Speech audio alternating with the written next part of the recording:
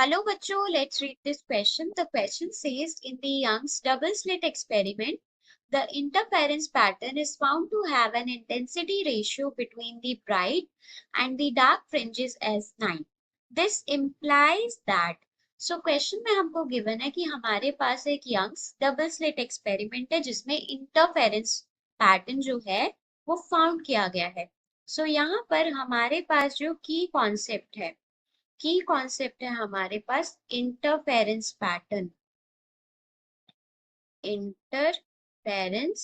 Pattern. सो ये जो interference pattern बन रहा है इसमें जो इंटेंसिटी रेशियो है किस किस के बीच में, between bright and dark fringe, वो इंटेंसिटी रेशियो 9 आ रही है. सो उसका मतलब क्या है? सो यहाँ पर हमारे पास जो इंटेंसिटी रेशियो है वो 9 आने का मतलब क्या है? आई मैक्स जो है, I max upon I minimum, उसकी वैल्यू 9 है. आई मैक्स का मतलब है मैक्सिमम इंटेंसिटी और आई मिनिमम का मतलब है मिनिमम इंटेंसिटी. इन दोनों की रेशियो 9 आ रही है. हमको पता है जो इंटेंसिटी होती है, इंटेंसिटी वो एम्पलीट्यूड के स्क्वायर के डायरेक्टली प्रोपोर्शनल होती है.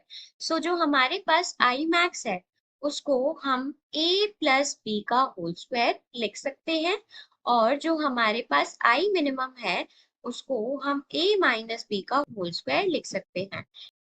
a plus b upon a minus b will be equals to under root of 9.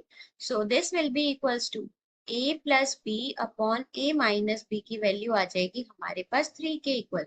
सो यहाँ से हम बोल सकते हैं a plus b will be equals to 3a minus 3b.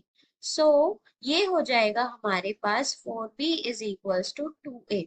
So a upon b, A upon B की जो value आएगी मतलब एम्पलीट्यूड का जो रेशियो आएगा वो आ जाएगा हमारे पास 2 के इक्वल.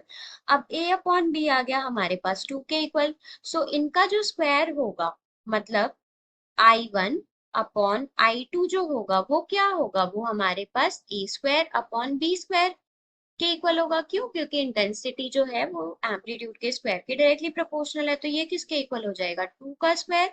2 का स्क्वायर मतलब I1 अपॉन I2 की जो वैल्यू होगी वो हो जाएगी हमारे पास 4 के इक्वल. सो यहाँ पे जो हमारे पास करेक्ट ऑप्शन है वो है कि हमारे पास एम्पलीट्यूड का रेशियो 2 है और इंटेंसिटी का जो रेशियो है वो हमारे पास जो है 4 है. सो ए ऑप्शन बोल रहा है intensities at the screen due to the two slits are 5 and 4 units respectively. गलत. डी ऑप्शन हमसे बोल रहा है the intensities at the screen due to two slits are 4 and 1 unit respectively. I1 और I2 का रेशियो 4 आ रहा है. सो B option हमारे पास करेक्ट है. सी ऑप्शन हमसे बोल रहा है द एम्पलीट्यूड रेशियो इज 3, गलत है. और डी ऑप्शन हमसे बोल रहा है the amplitude ratio is 2.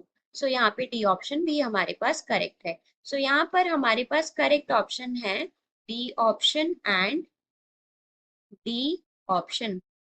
So, hope you understood it well. Best of luck.